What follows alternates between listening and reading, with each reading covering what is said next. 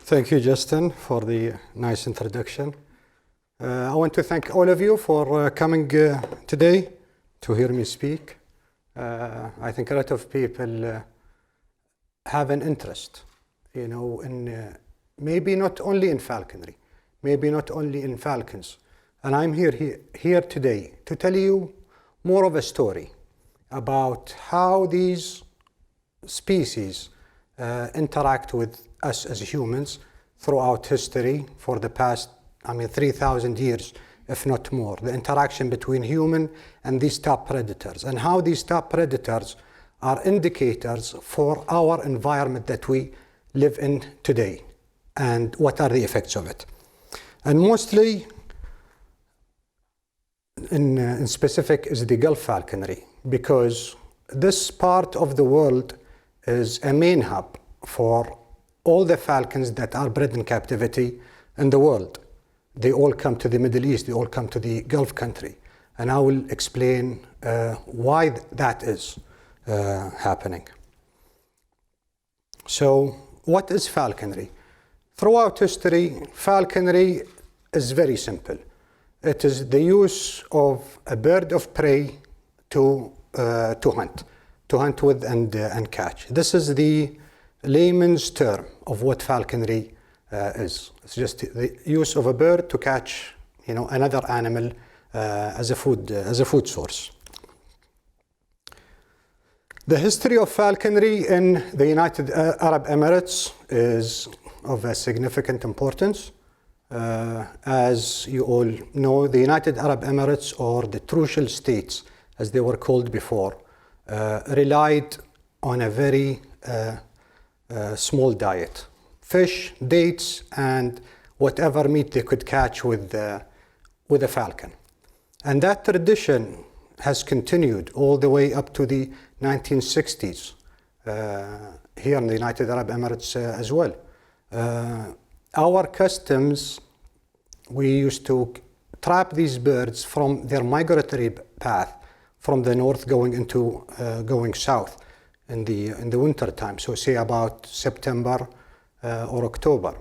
And then in February or March, we would release the falcons we caught in the wild back into the wild, where they would migrate back up north and start breeding again. And the cycle goes every single year. And that was a way to maintain the wild population of falcons in the world. It is of a cultural importance because also with us, these falcons lived with us in our homes. We would spend the night next to a falcon to try to tame them, and it was a very long taming process. And the connection between a predator and a human being starts to develop through that time. And the traditional practices of falconry and the development of falconry on what it is today has all started many thousands of years. So a lot of these things I'm going to say, they're not new. They've been happening over and over again for thousands of years. The modernization of falconry has happened very quickly and very rapidly.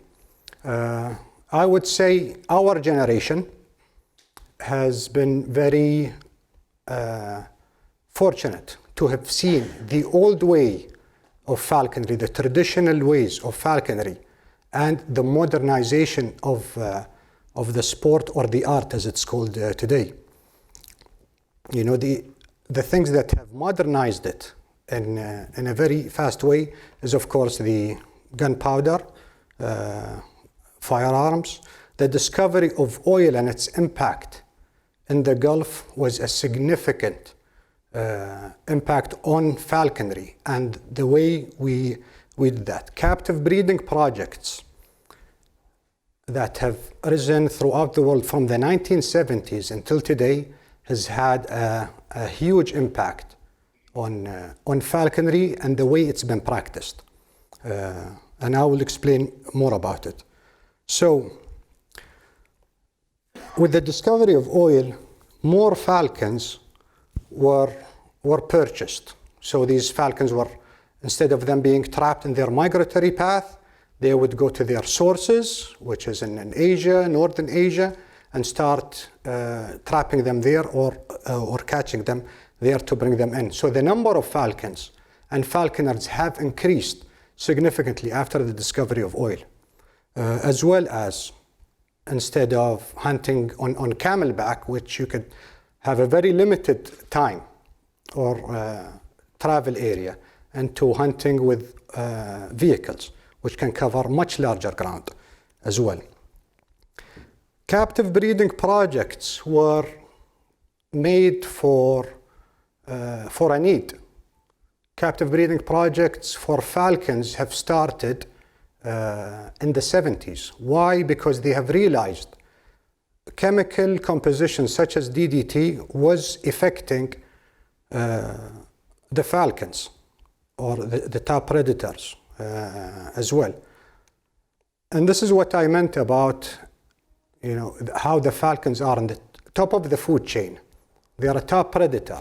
If there is a decline in any population from a top predator, you will know, following it down in the food chain and the food structure, there is something wrong in the environment. So when they trace down the eggshells being so thin, the peregrine or falcons could not incubate their eggs anymore, they would break in incubation. People started to realize, okay, why is this happening? And when they started to trace back the chemical bioaccumulation of DDT, they had found out that a pesticide that was used for agricultural purposes and other things affected top predators. So the ban of DDT happened in the end of the 1960s. And in the 70s, breeding projects started to emerge to save these species from the endangered species list. And I would like to point out the people that have started captive breeding projects were falconers, first and foremost. It was not a government entity, it was not a ministry, it was only individual falconers. They collaborated together and said, hey, we like our birds, we want our birds to increase, and they joined together to create, to save the peregrine falcon. And it started in the United States with the help later on from Cornell University. Telemetry was another significant impact on falcons. Telemetry has really changed the way we hunt with these birds. Now we can release them for longer hours. We can trace and track them where they go and where they come. Their migratory path, with the wild falcons, we'll put a GPS tracking system on it and see their migratory path. So a lot of the data started to come in, and we would understand more about falcon migration, where they go, where they hunt, what time of year, and that gave us a lot of data that we can analyze later and develop. So, the breeding facilities. Like I said, the peregrine falcon was added in the endangered species list in the 1970. 1972, DDT was banned. And by the mid-70s, the breeding project successfully released falcons back into the wild. And that all started in the United States and moved to Europe and other parts of the world. And today as well, with the help of the government of Abu Dhabi, they started releasing shaker falcons in Asia and Mongolia. And it took them about 20 years. And that was because of the efforts of the falconers. The ban on the chemical composition of DDT has helped within 20 years get the species removed from the endangered species list. So this was a great effort and a very successful effort on returning the falcons back into the wild to be least vulnerable. This was in 1995. I was a very young man then. Sheikh Zayed, Allah yarhamah, has ordered the release of wild falcons, or to bring back the wild falcons to Abu Dhabi and they would take these wild falcons and release them back in their home countries for breeding. And this, for me personally, was a huge turning point. I had just started witnessing what a captive bred falcon was. When I was young, when I was coming up, all I knew was wild falcons. That's what I knew how to train. This is what I knew how to hunt with. I knew how to tame and how to befriend it. So when these captive bred falcons came over, it was something completely different. I had never in my life seen a falcon with feathers so perfect. The sizes were beautiful. The colors were unbelievable compared to my wild falcon that has had UV radiation since day one. So to me, that made me ask a question: why? Yeah, why are we asked to give our prized possessions of a wild falcon to be released again? Why can't we trap them anymore? The numbers are coming better. And that actually took me a long time to figure out. And it is only because I kept asking questions and how to improve and why these things are happening.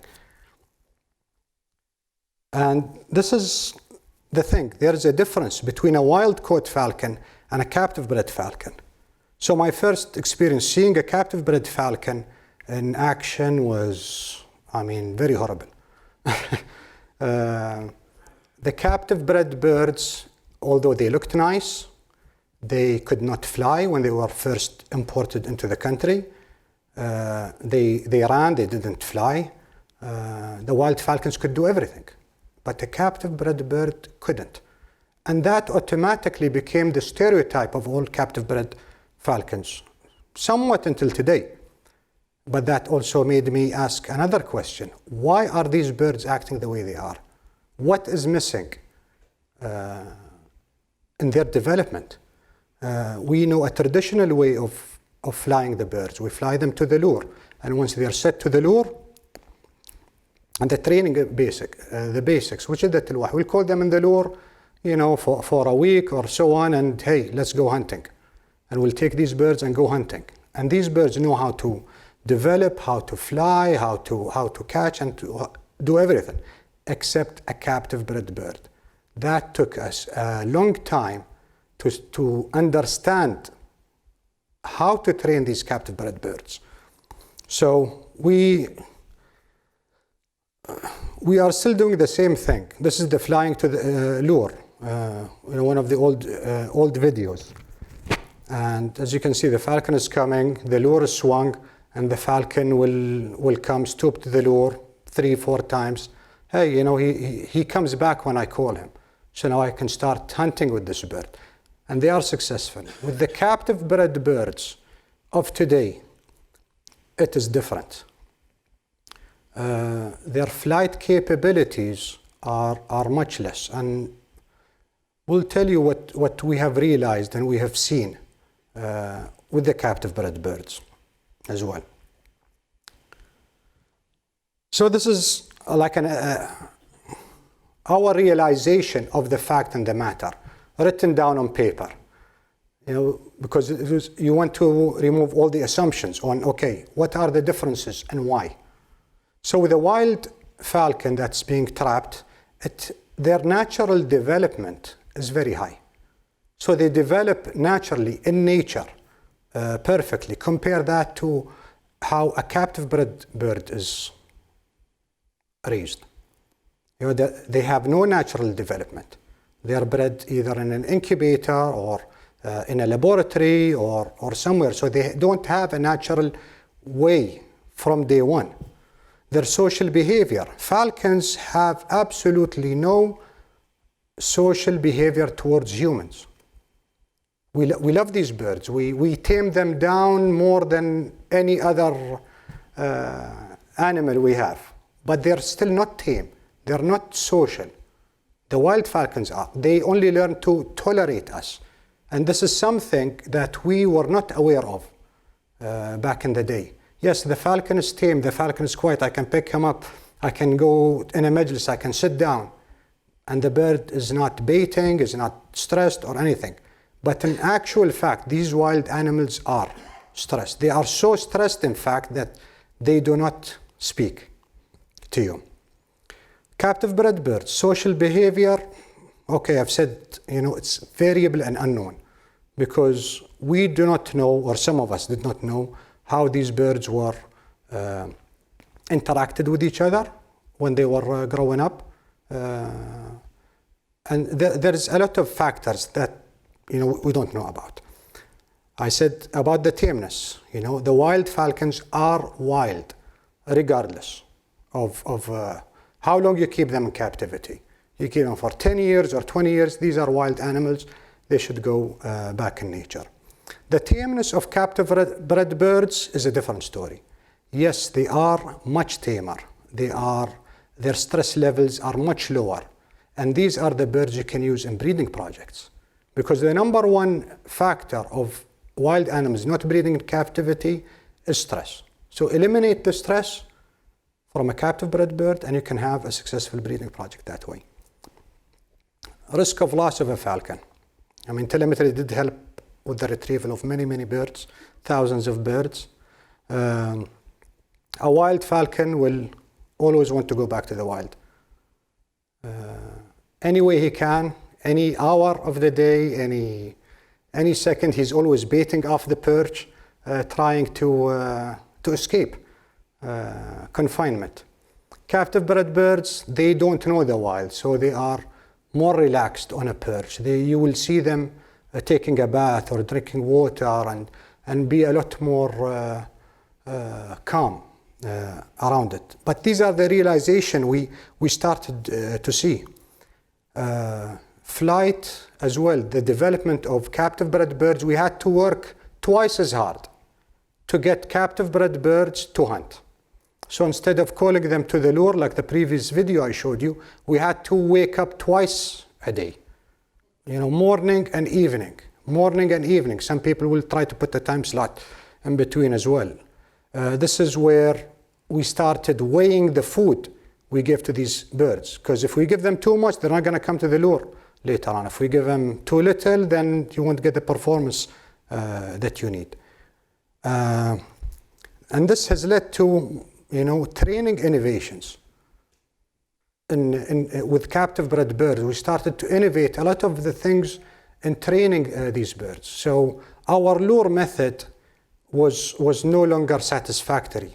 We needed to push them more, we needed to push them harder, we needed them to start to learn how to fly, how to chase, how to hunt, how to become predators, because they came from a breeding chamber with no background of hunting.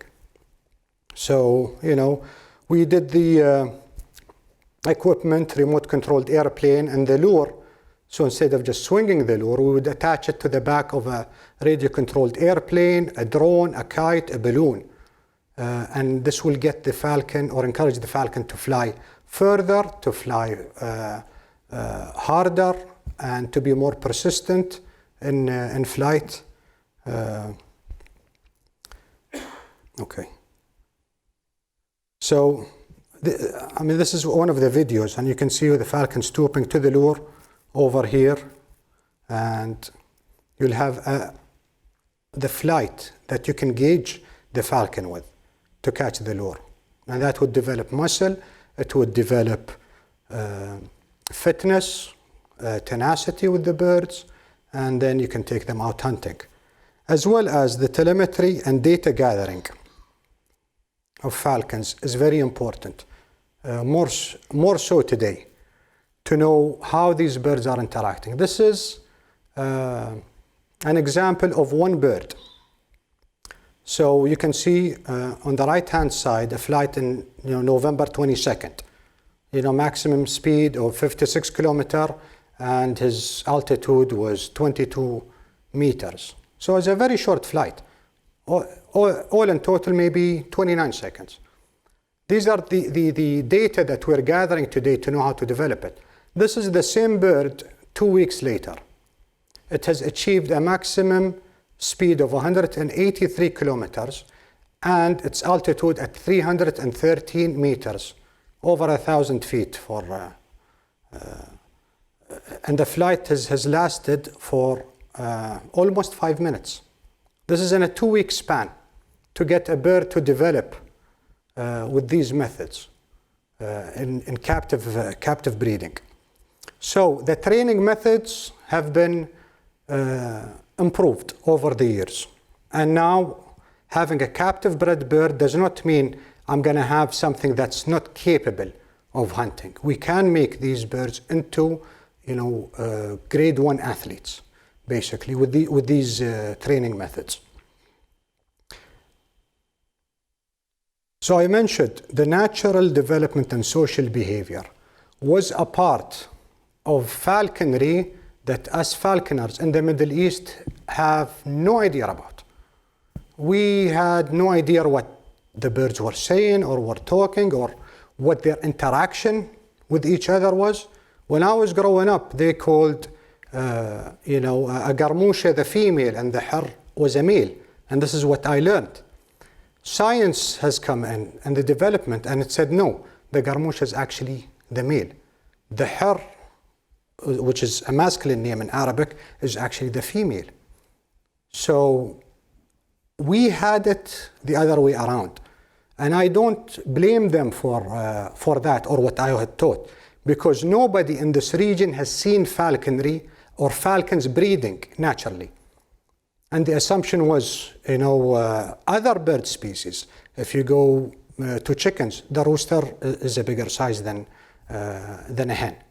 So that's what they thought. And when they saw these falcons, they said, okay, the big one is the male, the small one is the female. But in actual fact, it's the opposite. And the reason they had it incorrect was because they did not witness these birds in nature. They don't breed in the Arabian Gulf.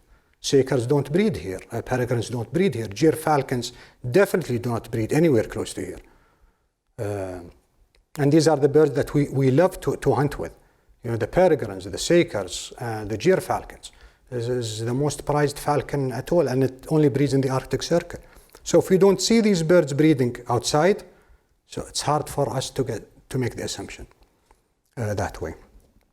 So that put a lot of stress on breeders or falcon research centers. Okay, we want these birds to develop like wild birds.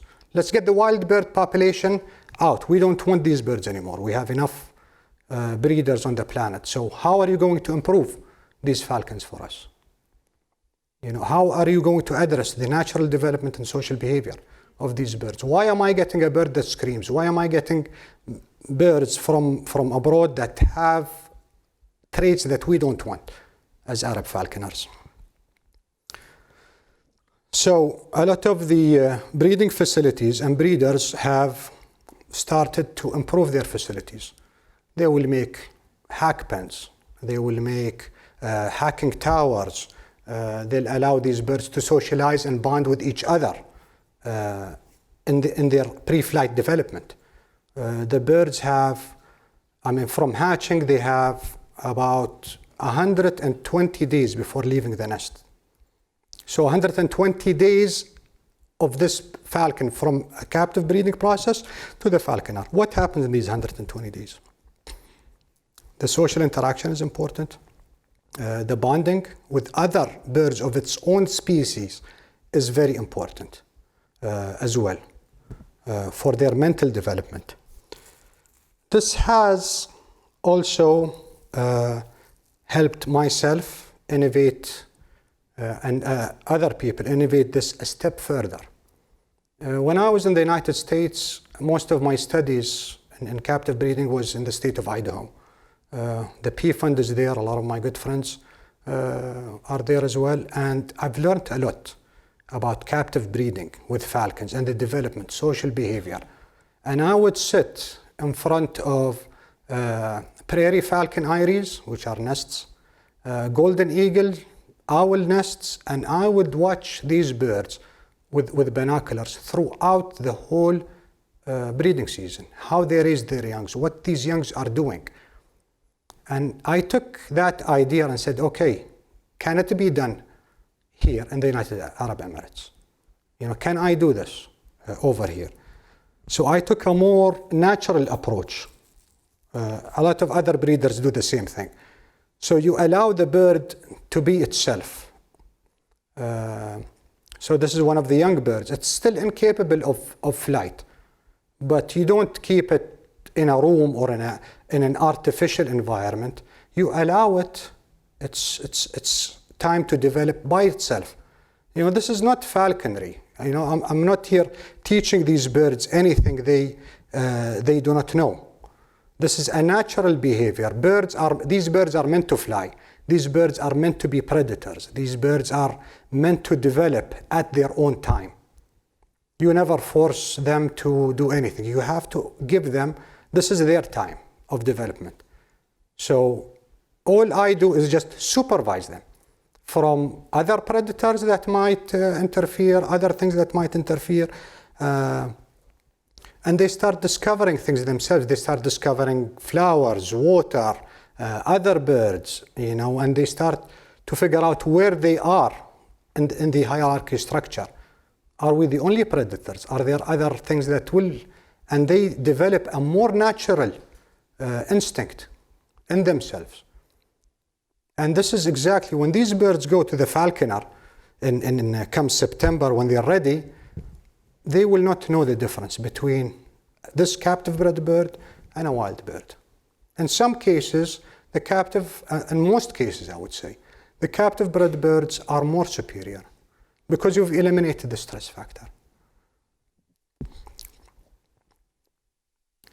This has also helped us develop selective breeding projects and control genetics with falcons. Like I said, falcon breeding is very new. For you to selectively breed a falcon, and like I said, they just started in the 70s, it's 20, 30 years time. The thoroughbred horse was selectively bred. It took them maybe 2,000 or 3,000 years. You know, you look at other species and other breeds of animals, such as dogs, and they took them many thousands of years to develop, you know, a wolf to a chihuahua. It takes them a very, very long time.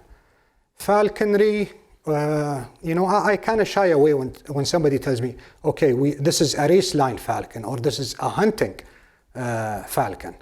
And I'm saying, what evidence do you have? You know, if you tell me this is like a thoroughbred of a falcon or this is just, you know, one that's specifically for hunting. All these birds are meant to hunt. All these birds are meant to fly. Captive breeding projects and genetics today in falconry is very new. We don't have enough database to do a comparison. We do not have enough data that we can refer to make any kind of these claims. Are some falcons better than others? Yes, they are. Are some falcons bigger than others? Yes. Are some falcons, you know, more white or more dark? Yes, they are. So the genetics where we are fitting today is very small. And all we can do as breeders is just to improve it year by year. These falcons take a very long time for reproduction. It takes them 3-4 years minimum is a wait to pass on the gene. So maybe in future, you know, with the help of Dr. Justin, you know, in the next 2,000 years, maybe we're going to have a developed falcon to do something. So why are we doing all this here in the Gulf? Why are we doing it? We are doing it for one thing only, to catch the Jabara, this little bird. All the things I've spoken about is for this one game bird. This is all we really care about. All the development, all captive breeding, everything, falcons, colors, speed, training, airplanes, drone, is to catch this one bird. I know it looks sad, yeah? Anyways, but why the Jabara? I mean, we love the Jabara. The Jabara was listed as an endangered species. You know, let's get the facts straight over here. The Jabara is an endangered species. You know, falconers have always known there has to be a prey and a predator. This is one thing that us as falconers care about. We care about our falcons, but we also care about our prey, even more so. One cannot exist without the other whatsoever. If this Jabara goes extinct tomorrow, there will be no falconry at all. So we care about these falcons, these Jabaras a lot, because this is what we are all after. And there are many reasons for the decline of the Jabara falcon. Unfortunately, there are misconceptions, within the country or abroad, government agencies or private entities that will always and very keenly point at a falconer and saying, hey, you are the guys that are declining the population of the Jabara. My argument, or not my argument, I'll state facts over here. There isn't a single species in the world throughout 3,000 years of history of falconry that has gone extinct because of a falcon. If you talk about gunpowder, that's a different story. If you talk about human interaction to the environment, that's a different story. Many animals have gone extinct because of human intervention and interaction. Not a falcon and not a falconer. One of the main concerns of the decline of the Jabara is the loss of habitat. The Jabara does not migrate as much into the United Arab Emirates anymore because of urban development, where I would leave the house and go 5 minutes and see some beautiful wildlife, great area to fly my falcon. It takes me a longer trip now. It takes me at least an hour to find a spot where I can fly my falcon. So when this Jabara comes in migration, where is it going to land? It used to land, out here in the desert. Where is this desert now? Burj Khalifa is on it. The urban development has really put a huge strain on the migration of these Jabaras. Agricultural development in Asia. Agricultural development has almost wiped out a lot of the places where these Jabaras are breeding. They do not nest here. They nest in many parts of Asia. And those parts are being developed for agricultural purposes, where they're growing single crops for human consumption. So their nest grounds are being destroyed, and that has led to a rapid decrease in the population of the Jabara.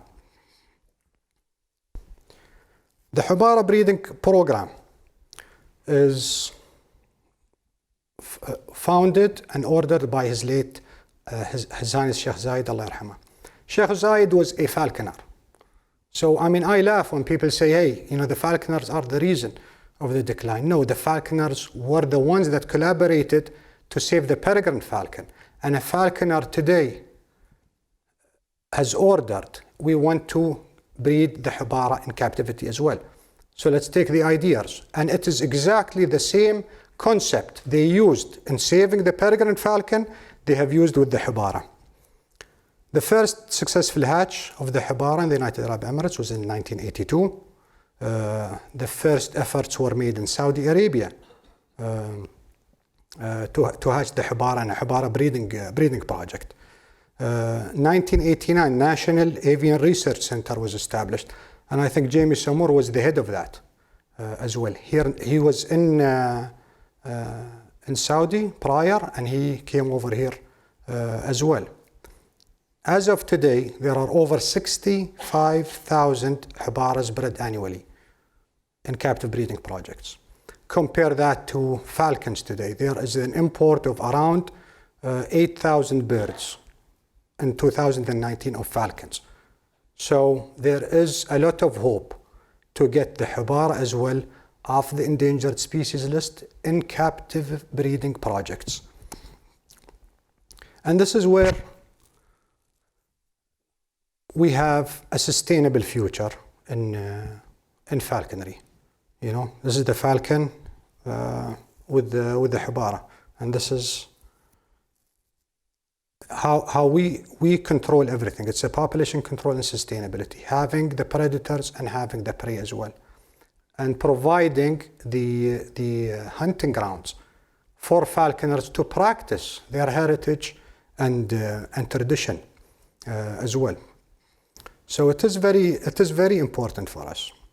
There are many things that I think will develop as well and improve in the United Arab Emirates and in the Gulf in general when it comes to falcon and their prey.